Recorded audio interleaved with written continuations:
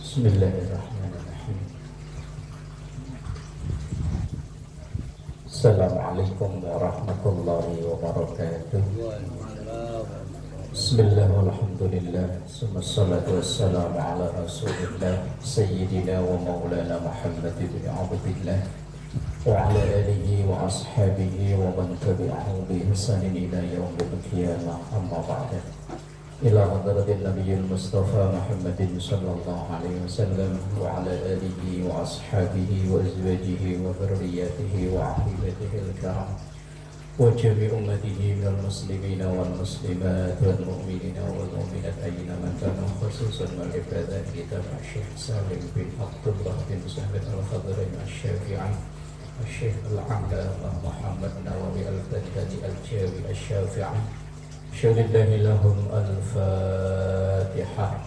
A'udzu billahi minasy syaithanir rajim. Bismillahirrahmanirrahim. Alhamdulillahi rabbil alamin arrahmanir rahim maliki yaumiddin. Iyyaka na'budu wa iyyaka nasta'in ihdinas siratal mustaqim. Shiratal ladzina an'amta 'alaihim ghairil maghdubi 'alaihim waladdallin. Bismillahirrahmanirrahim. As-salisu. Benar Pak ya? Ini melanjutkan bahasan tentang hal-hal yang menyebabkan sunnahnya sujud sahwi. Yang menyebabkan sujud sahwi itu menjadi sunnah karena 4. Yang pertama, meninggalkan sunnah abad, seperti misalnya tahiyat awal, kunut, dan lain-lain.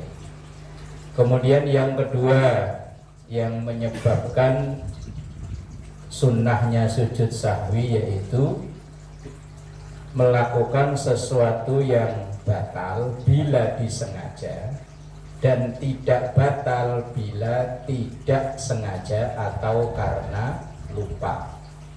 Misalnya sujud 3 kali, itu kalau sengaja dalam 1 rakaat batal. Tapi kalau nggak sengaja karena ragu-ragu, ini sujudnya tadi udah 1 atau 2 ya, maka dipilih yang sedikit. Kalau ragunya 1 atau 2, maka ambil yang 1, walaupun sebetulnya aslinya sudah 2. Berarti dia kan sujud lagi, berarti kan sujudnya 3. Nah, karena itu dilakukan berdasarkan lupa atau tidak sengaja, maka tidak batal sholatnya. Tapi kalau sengaja sujudnya sampai 3 kali, batal sholatnya. Atau misalnya rukuk, baru rukuk tapi lupa, kok ya kebangetan ya. Umpama ya sami Allahu liman hamidah, atau tangannya kan dikebawain, malah sedekap lagi. Begitu sedekap lagi baca Fatihah lagi. Lah tapi karena lupa, ya wis ora apa-apa. Kalau melakukan sesuatu yang karena sengaja itu batal, tapi kalau lupa atau ragu-ragu maka tidak batal. Nah, nanti sebelum salam kalau ingat, itu pun kalau ingat, ya kalau lupa lagi bablas ya wis mau lupa lagi gimana meneh. Sujud sahwi. Biasanya itu kalau sholat sendirian. Kalau kita jadi makmum kan pasrah sama imam ya. Lah kalau imam keliru ada makmum yang ngingetin. Tapi kalau imam sama makmum 11-12 ya wis. Lah ya 11-12 lapak semua. Cuman kalau saya pribadi kalau jadi makmum biasanya sih memang pasrah total sama imam. Ya pokoknya imam rukuk saya ikut rukuk walaupun boh lah ya. Kalau sholat sendirian memang kadang tuh problem seringnya itu, apalagi yang sholat 4 rakaat. Apalagi dari pagi itu kerjaan lagi nggak karuan ya. Pikiran kan mumet. Begitu sholat itu tadi udah 2 rakaat atau 3 ya. Itu 3 atau 2. Tadi tahiyat awal kok enggak ya saya ya. Ya kalau seperti itu tadi, ya wes lanjut aja terus. Kalau makmumnya ragu saya gimana, Zat? Eh? Makmumnya ragu nih, imamnya salah nih, kurang ya. Makmum tahu, tapi dia juga bener apa kagak? Bener apa kagak? Lah, Dia ya ragu, wes. tapi dia yakin Wah. tahu gitu loh. Lah kalau dia nggak yakin, ya wes dia sendiri nggak yakin kok. Iya, tapi dia perasaan dia tahu kayaknya kurang satu nih, gue Kayak- ngomong. Kayaknya itu ngikut aja. iya. Tapi dia- bahasanya masih kayaknya kan Iya, ya. dia Nah, ragu, dia kalau yakin. kayaknya itu berarti belum yakin. Nah, Lah itu- kalau dia yakin imam salah, ya dibetulin. Tapi kalau dia sendiri kayaknya kurang ini. kayaknya kurang. Iya. Tapi kok kayaknya apa iya ya? Tapi kok yang lain nggak ada yang Gak ada komen. nggak ada yang lain- subhanallah, nggak ada yang ngingetin ya. Udah wes. Terus bagi makmum itu gimana? Dia kan ragu, San, ragu. Lanjut mengikuti imam. Nggak batal dia. Saya Makanya ragu. kalau makmum itu mah pasrah sama imam. Orang mojo di belakang. Lah iya, pasrah sama imam. Nanti kayaknya ada itu yang model Ada, begitu ya. itu. Saya Cuman sih kan suasana- sering kita ya. Kalau kita jadi makmum itu kadang sering. Itu kayaknya imam salah. Iya. Jadi saya ragu sendiri. Ya iya, saya nggak kuno tuh nggak ada yang ngingetin ya bablas. Tuh kayak ini tahu ya. Kalau saya sih emang nggak keinget Lah ngeblank aja. iya, kalau Pak Haji mah memang nggak ngeh Pak Haji ya. Enggak ngeblank. Kalau dia tahu ya, nah kayak gitu Pedis. Mbak Slamet ya tahu, cuman ngasih taunya udah 2 hari kemudian. Lah ya wes. Lah udah 2 hari kemudian malah. Maksudnya begitu Pedis, bagi Pedisnya ini gimana kan ragu nih. Iya. Apa batal apa enggak ragu. Jadi kagak yakin gitu loh. Kalau dia sendiri ragu ya wes lanjutkan. Nah, itu yang kedua. Sekarang yang ketiga. Asalisu yang ketiga. Yang menyebabkan sunnahnya sujud sahwi. Nak keluruk genin au ghairihi qauliyin au ba'dihi. Memindahkan rukun atau selain rukun. Ya sunnah berarti kan ya. Iya. Yang rukun itu kan yang wajib. Kalau dalam sholat antara rukun dan wajib itu kan sama. Kalau dalam ibadah haji kan beda. Iya. Rukun dan wajib itu beda. Kalau rukun, kalau ketinggal ibadah hajinya nggak sah. Tapi kalau wajib masih bisa diganti dengan dam. Tapi kalau sholat antara rukun dan wajib itu sama. Wajibnya sholat sama rukunnya sholat sama. Secara hukum sama. Nakluruk nin au ghairihi, memindah yang rukun au ghairihi atau selain rukun berarti sunnah. Qauliyin yang berupa bacaan au ba'dihi atau sebagiannya. Walau amdan, walaupun dia sengaja, ghaira mubtilin itu tidak membatalkan sholat. Yang dipindahkan itu kan bener kan? Yang dipindahkan itu atau yang pindah itu rukun bacaan, bukan rukun gerakan. Umpama yang sering itu tahiyat awal tapi kita bacanya bablas tahiyat akhir. Biasanya gitu ya. Kadang lupa lagi ngeblank ya. Lah iya. Biasanya tahu-tahu. Tahiyat awal itu kan sampai Allahumma sholli ala sayyidina Muhammad sampai situ tok. Lah karena kadang saking lancarnya itu kan langsung wa ala ali sayyidina Muhammad kama shallaita ala terus saya sampai innaka hamidum majid. Assalamualaikum. Lupa udah assalamualaikum. Kalau yang pindah itu hanya rukun bacaan, sholat itu nggak batal. Umpama lagi duduk, tahiyat udah lama, udah kelar, imamnya nggak kelar-kelar. Kemudian tiba-tiba mulut Bismillahirrahmanirrahim. Inna a'tayna kal kautsar fasholli li rabbika wanhar inna syani'aka huwal abtar umpama. Rapopo. Itu tadi keterangannya kan memindahkan rukun atau yang selain rukun yang berupa bacaan atau hanya sebagian saja baru Allahumma sholli ala sayyidina Muhammad kama barakta ingat langsung berhenti. Berarti kan cuma sebagian kan itu. Nah, walau amdan walaupun sengaja apalagi nggak sengaja ghairu mubtilin itu tidak membatalkan sholat. Terus lanjut terus. Enggak batal enggak apa-apa. Padahal lu sering kok ya. Iya. Sering kan ya? Kalau saya sering. Apalagi jadi makmum. Kalau jadi imam biasanya enggak. Kalau jadi makmum, saya baca udah selesai nih. Imam belum selesai itu kadang mulut lancar banget. Oh. Bablas, enggak batal. Ila naqalahu memindahnya itu ila ghairi mahallihi ke selain tempatnya. Kakiraatil Fatihati seperti misal membaca Fatihah, au suratil Ikhlasi atau membaca surat Ikhlas. Ya tadi misalnya Fatihah dibaca pas tahiyat, atau baca surat-surat yang lain pas lagi sujud ora apa-apa. Kalau yang pindah itu rukun bacaan, rukun qauli. Itu tulisannya rukun qauli. Kalau rukun qauli walaupun pindah sengaja dipindahin tidak batal.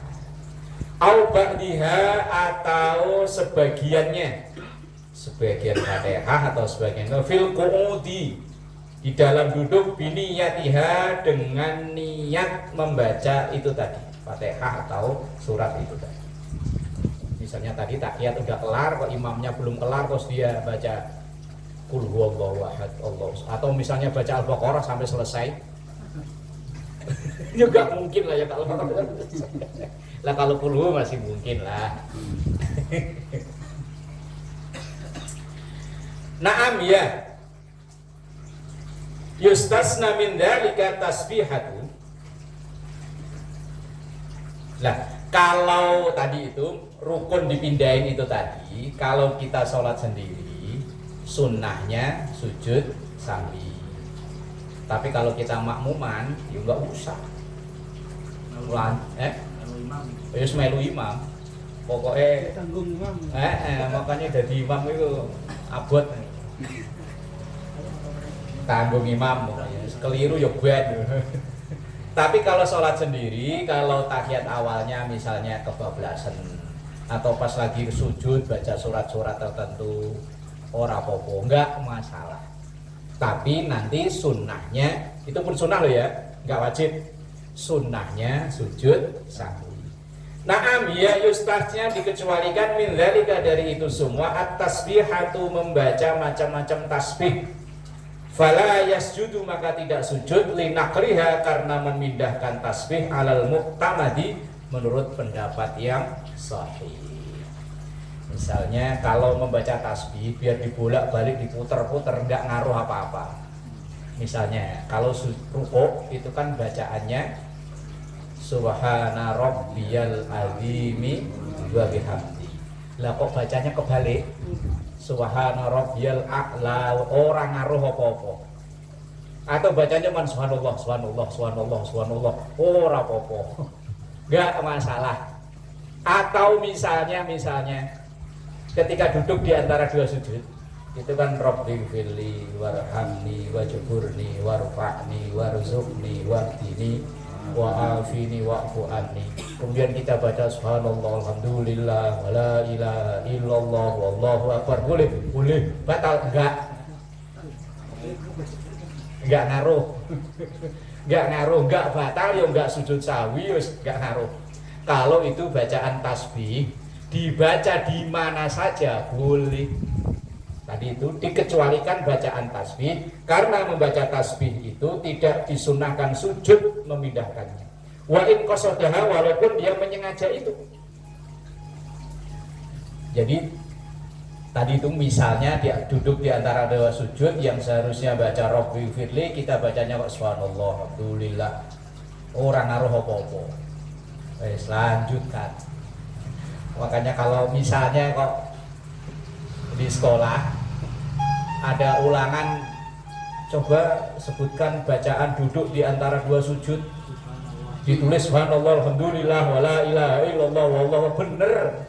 Kecuali gurunya yang nggak pernah ngaji pasti disalahin. Kalau gurunya pernah ngaji bener subhanallah alhamdulillah boleh dibaca di mana saja boleh, kecuali memang yang bacaan-bacaan wajib yang nggak boleh diganti.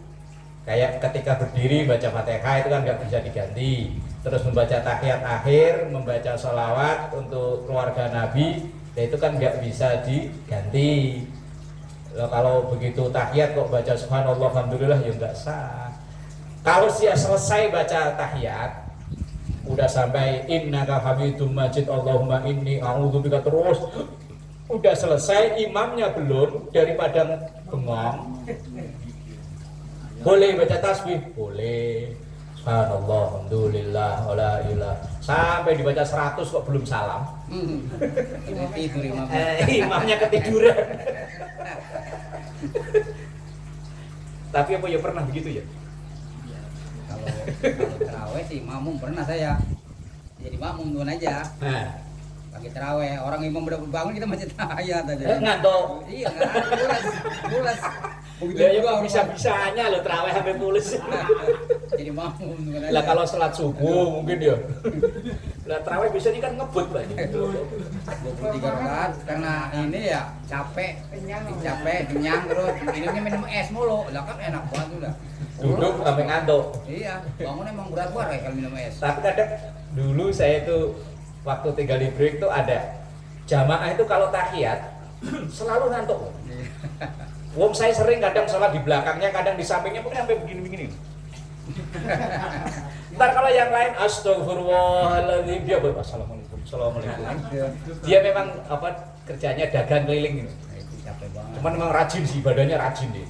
Hampir ibadah hampir setiap waktu itu ikut berjamaah, cuman mungkin karena kecapean. Iya.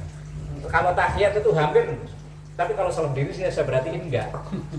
Kalau makmuman mungkin imamnya lama, sampai untung sebelahnya ada orang, kalau nggak ada orang.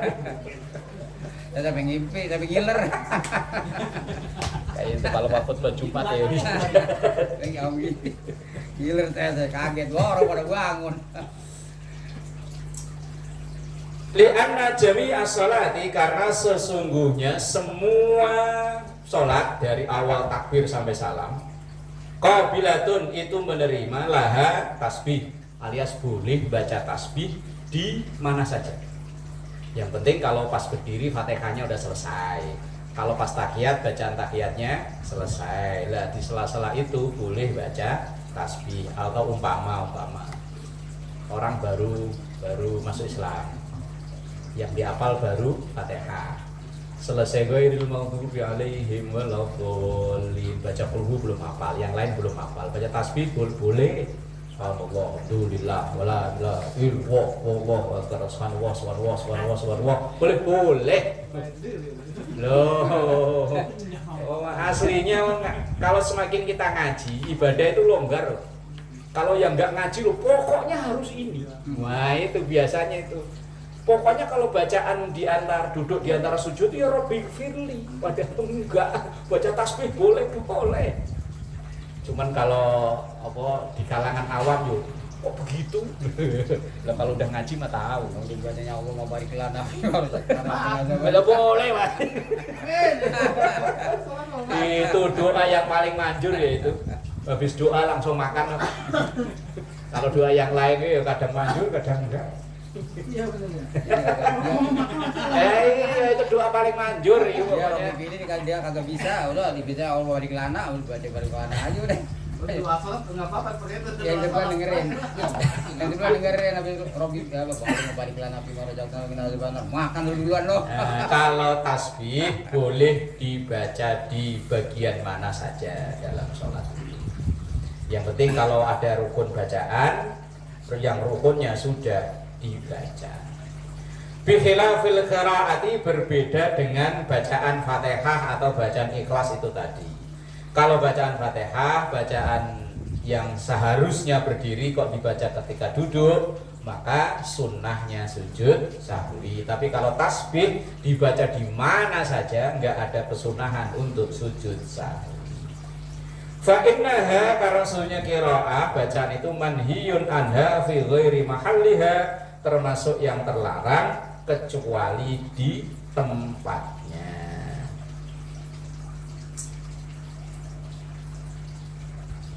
Nah, jadi yang ketiga yang menyebabkan sunnahnya sujud sahwi itu kalau kita memindahkan rukun bacaan.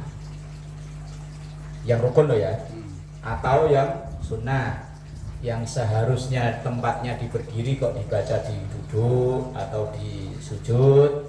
Nah itu sunnahnya sujud sahwi. Tapi kalau baca tasbih mau di mana saja boleh.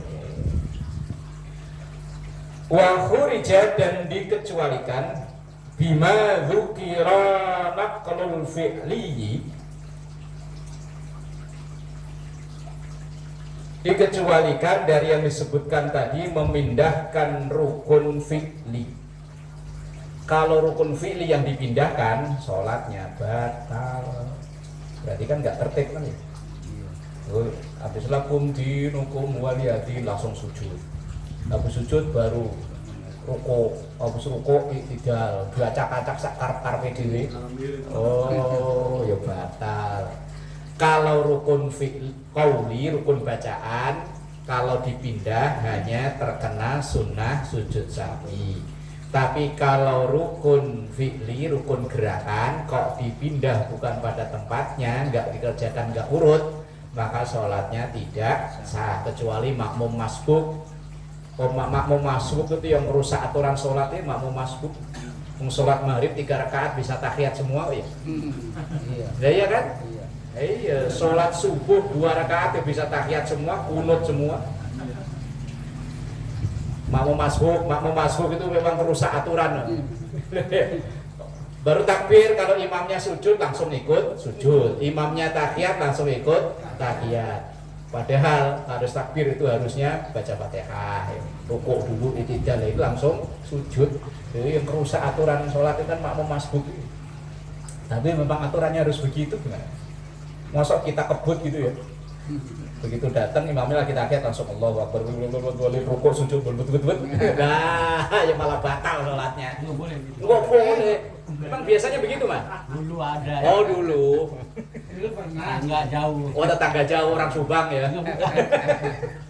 Kebun itu percuma. Wih, batal sholatnya, berjamaahnya batal. Kecuali kalau dia sholat sendirian mau terserah.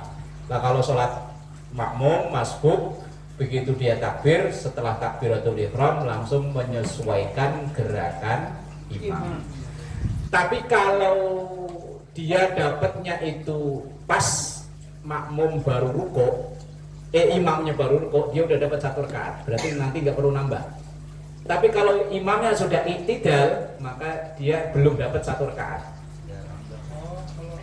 Ya kan? Ya kita misalnya kan, kalau sholat yang jahar kita kan tahu imam ini bacaannya apa, apalagi bacaan-bacaan populer kan udah tahu kan. Begitu kita datang udah wala ana abidum walakum dinukum kan tahu. Tapi kalau kita sholat sir zuhur asar kan nggak tahu ya. Begitu Allahu Akbar plek imam ruko, maka kita langsung ikut ruko, kita udah dapat 1 rakaat. Tapi kalau kita baru takbir Allahu Akbar, imam rukuk langsung udah iktidal, kita udah ketinggalan 2 rukun. Kalau ketinggalan 2 rukun, kita harus nambah nanti 1 rakaat lagi. Karena ketinggalannya kan kita 2 rukun antara sujud, rukuk dan iktidalnya. Tapi kalau ketinggalan baru 1 rukun, kita sudah dapat 1 rakaat.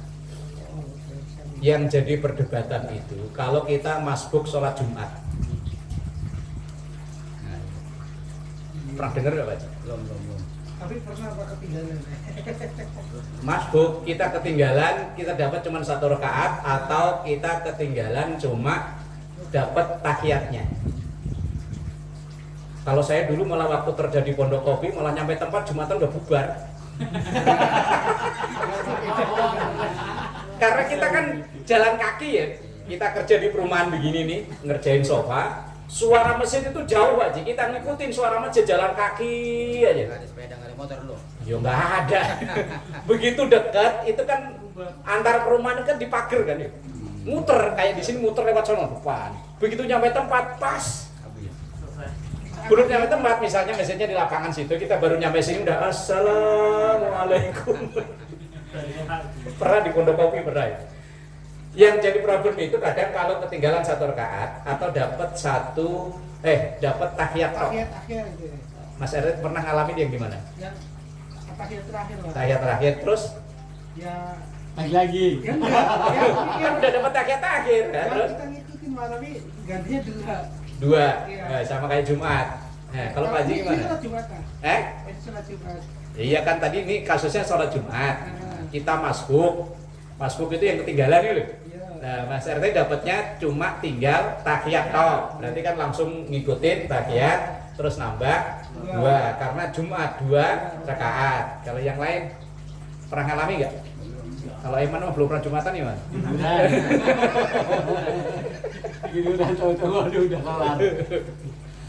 Kalau ketinggalan 14 sering. Nah, kalau ketinggalan khotbah mah. Dulu zaman dulu di kampung itu malah kalau berangkatnya kadang malah khotbah kedua baru berangkat. Pokoknya nyampe masjid itu udah komat. Apalagi Pak, Enggak ngaruh rukun Jumat. kalau pahala ngaruh tapi kalau hukum enggak. Banyak kan anak pondok dulu malah begitu. Azan kedua belum. Adzan kedua, khotbah kedua bukan adzan kedua. Khotbah kedua baru pada keluar dari kamar. Ntar sholatnya di halaman. Makanya di korting dikit itu. Di separuh dapatnya, Man.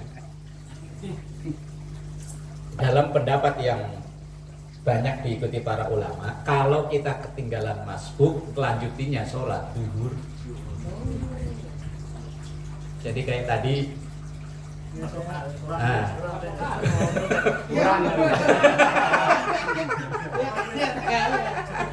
ya udah sekwes ya wes. Ini udah setengah tahiyat tadi kan udah. Lah iya karena kita berkeyakinan bahwa kalau Jumat 2 rakaat, maka kita gantinya 2. Padahal yang berbeda ketika masbuk itu di sholat Jumat dan sholat yang lainnya.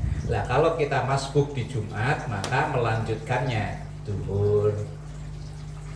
Karena kan khutbahnya udah nggak kebagian kan otomatis sholatnya ya nggak kebagian, maka sama saja dengan sholat zuhur.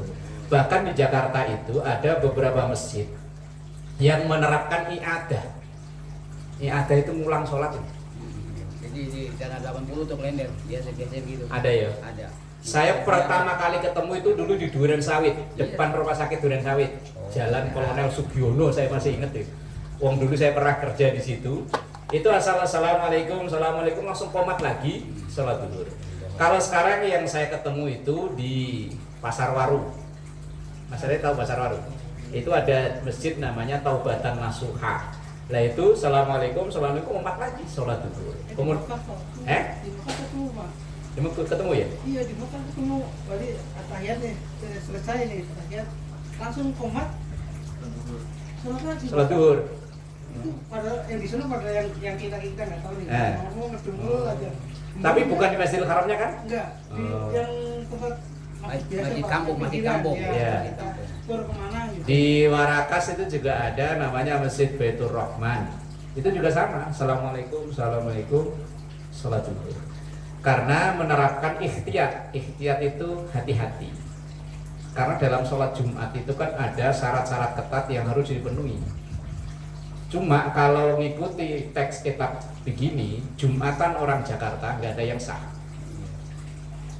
Karena Jumatan itu harus mukim mustautin. Mukim mustautin ini rumahnya di situ, Jumatan harus di situ. Kayak saya Jumatan nggak pernah sah ini.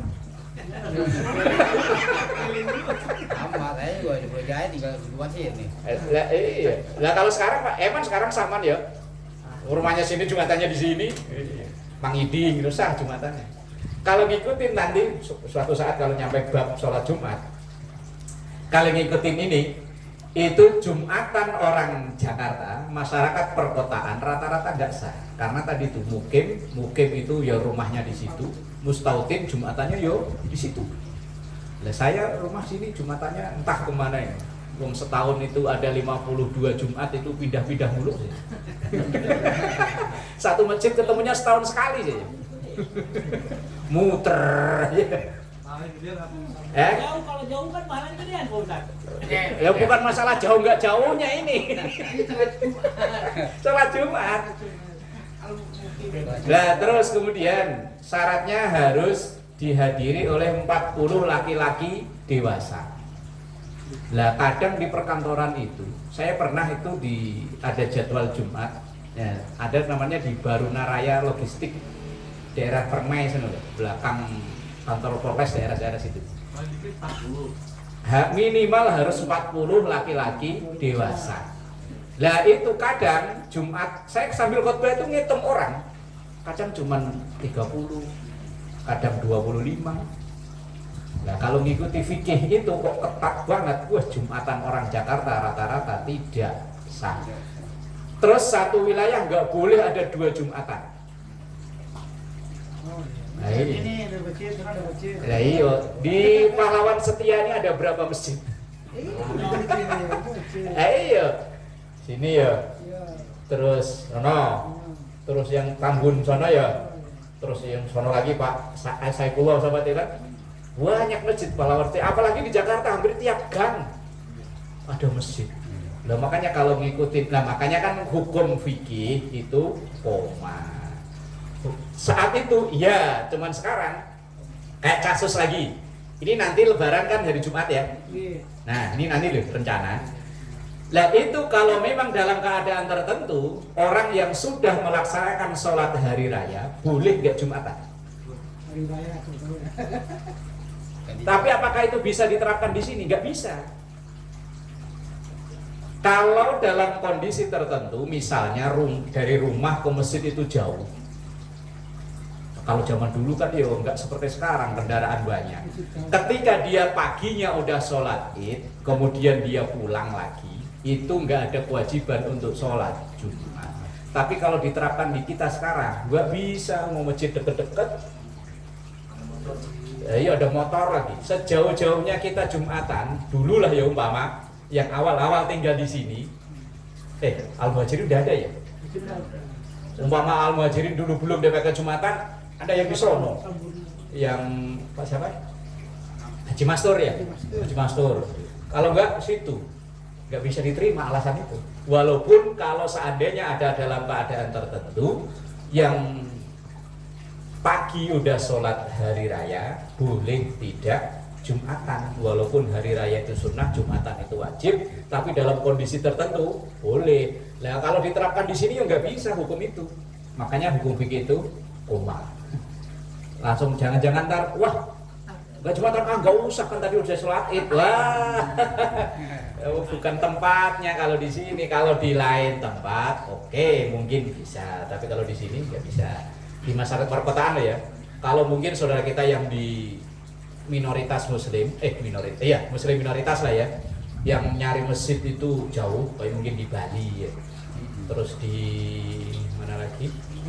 NTT, di Manado. Lah mungkin dia tinggalnya jauh. Nah, terus kemudian alat transportasi nggak ada, mungkin karena dia mungkin kerja tugas cuma seminggu 2 minggu, ya gugur kewajiban Jumatannya.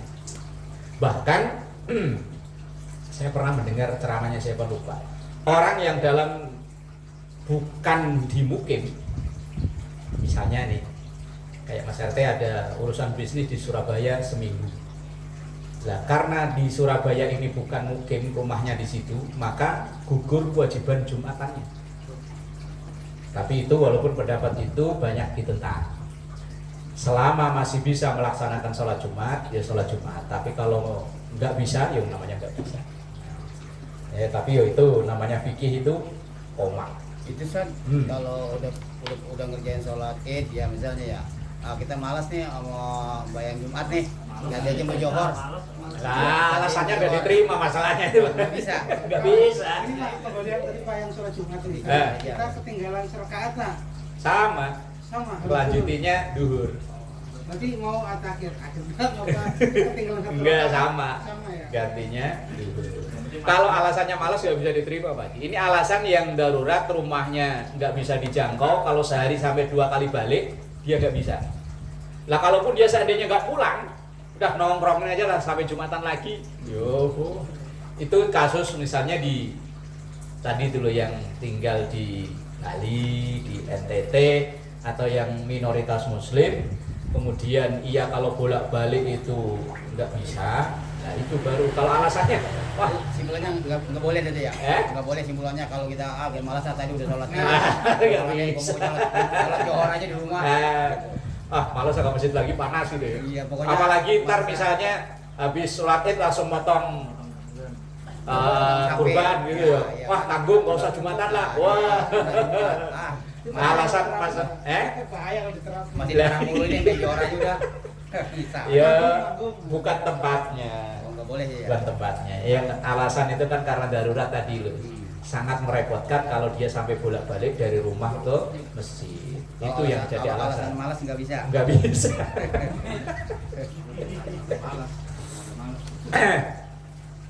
Kok sampai ke situ ngambreh-ngambreh gak karuan tadi. Balik. Tinggalan Pak tadi Pak. Tinggalan sana. Apa tadi Pak Haji? Itu giliran apa tadi? Wassalamu takbiratul ihram. Oh iya. Wa hurijat dan dikecualikan bima dzukira dari apa yang disebutkan tadi yaitu naqlul fi'li. Nah, memindahkan rukun fi'li. Kalau rukun qauli hanya konsekuensinya sujud sahwi, tapi kalau rukun fi'li yang berupa gerakan batal sholatnya. Wassalami, salam juga sama walaupun dia bacaan, tapi kalau dibaca di tengah-tengah batal sholatnya. Salam itu kan harusnya paling akhir. Nah, begitu tahiyat awal kalau langsung assalamualaikum warahmatullahi, ya otomatis batal sholatnya. Walaupun dia rukun fi'li, rukun qauli kan bacaan itu, tapi dia tidak boleh dipindahkan di tengah-tengah. Wa takbiratul ihram dan takbiratul ihram. Nah, ini takbiratul ihram itu kan takbir yang pertama itu kan. Umpama ada orang sholat di tengah-tengah, ketika berdiri, sami Allahu liman hamidah ya. Makanya untungnya bacaannya beda ya. Iya, Kak, beda ini. ya kalau seandainya pas sami Allahu liman hamidah kok dia Allahu Akbar, niatnya takbiratul ihram, sholat yang tadi batal. Misalnya rakaat pertama nih dapat 1 rakaat, rakaat kedua begitu harusnya sami Allahu liman hamidah, tapi dia kok bangun dengan niat Allahu Akbar, niatnya takbiratul ihram, rakaat yang pertama tadi batal. Makanya yang dilalah bacaannya kok beda ya. Coba kalau bacaannya Allahu Akbar lagi.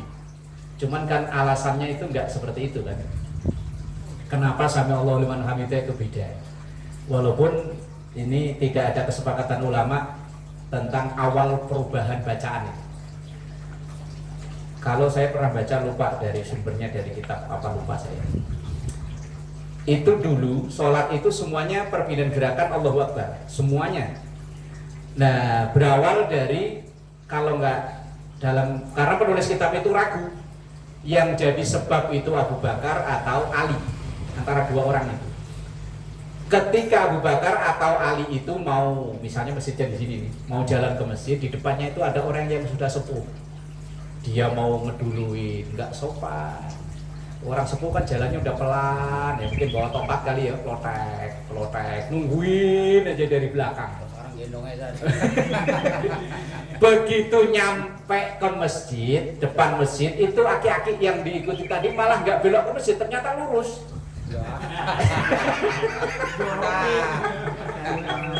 Ya misalnya di sini nih. Misalnya Pak Eko dari sono kan jalan kaki kan. Wah, mau diduluin nggak enak. Udah dari belakangnya lah. Begitu nyampe masjid, depan masjid bukannya belok tapi lurus aja sono. Berarti sivilisasi itu saja. Ganggu kita. Nah, kemudian ketika nyampe di depan masjid, dia mengucap alhamdulillah, memuji Allah. Alhamdulillah itu kan segala puji hanya milik Allah. Nah, saat itulah ketika Rasulullah itu tadi kan masih ragu apakah Abu Bakar atau Ali. Ketika di depan pintu misalnya alhamdulillah, kalau bahasa kita ya alhamdulillah masih kebagian jamaah. Saat itu yang di dalam masjid Rasulullah dan para sahabat lagi posisi rukuk. Ketika masuk alhamdulillah kedengaran nama Rasulullah lagi ngimami. Ada yang mengucap alhamdulillah. Kemudian turunlah wahyu Yang dulunya Allahu Akbar dirubah menjadi Sami Allahu liman hamidah. Sami'a artinya mendengar. Allahu Allah. Allah mendengar liman kepada seseorang tadi. Kalau enggak Ali ya Abu Bakar. Liman kepada seseorang hamidahu yang memujinya.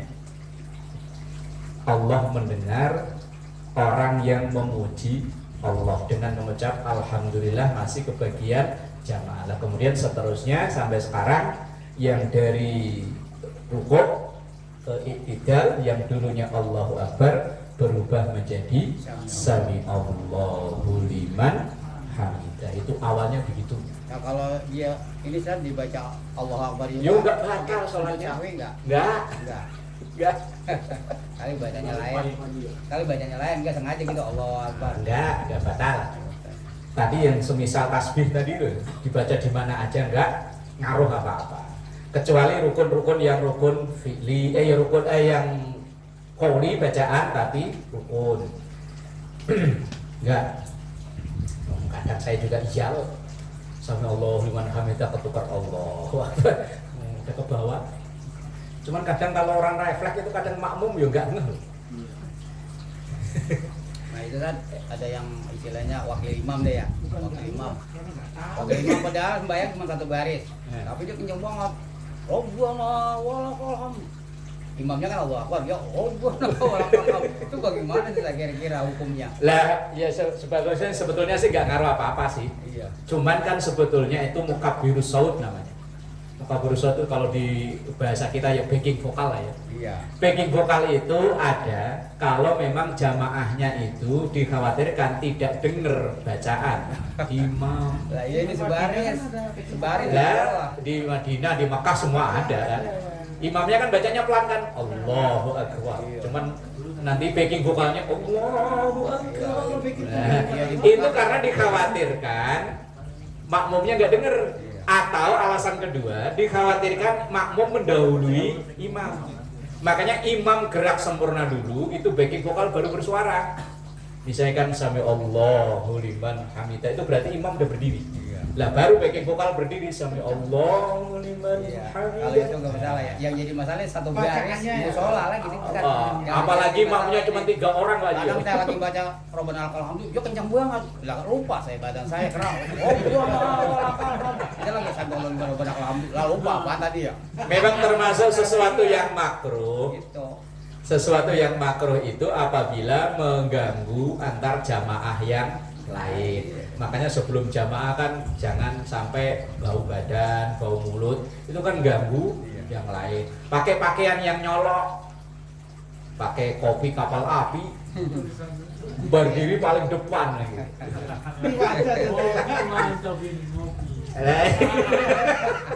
Lah, ya makmum di belakangnya, mulut sih nggak baca, cuman kan otomatis ya membaca itu.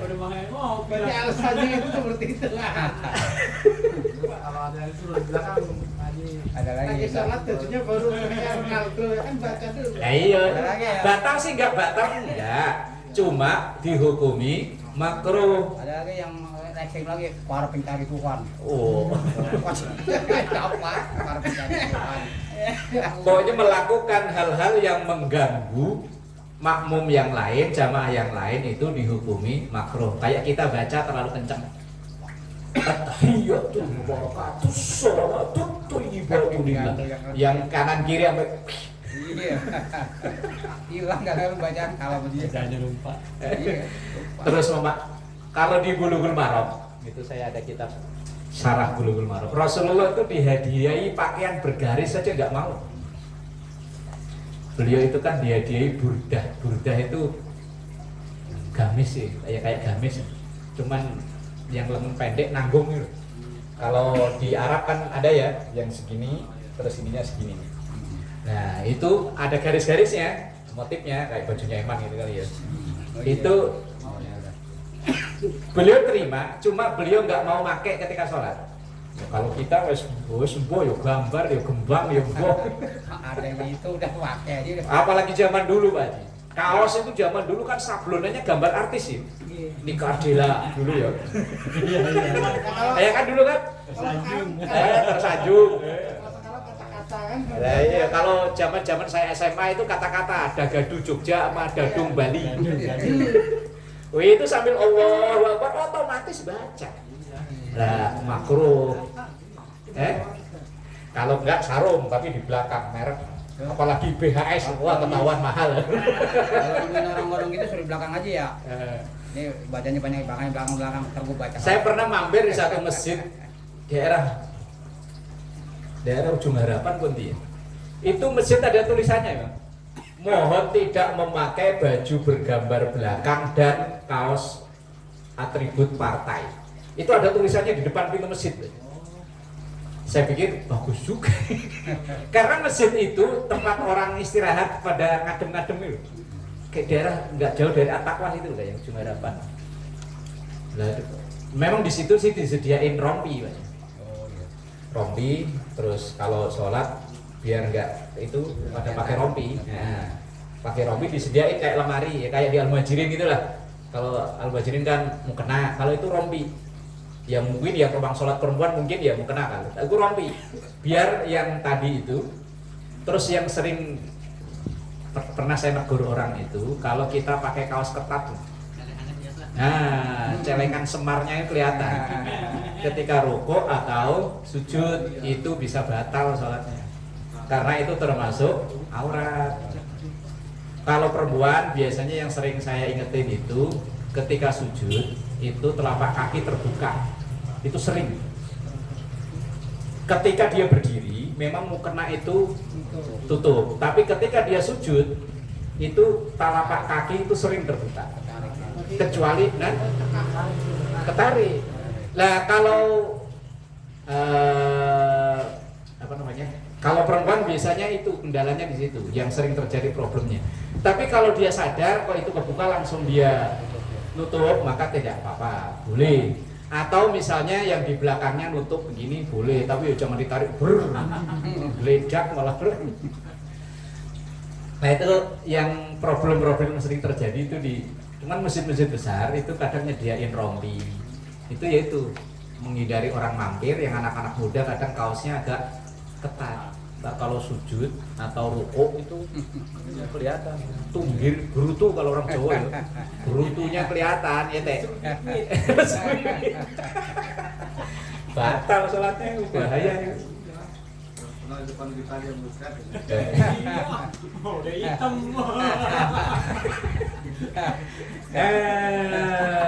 Hitam burik ya. Ini bacanya sedikit banget ini ya. Tapi parah belum aja lah. Bi anna kabbar saniyan qasidan at-taharruma fa innahu mubtilun wallahu a'lam bis-shawab.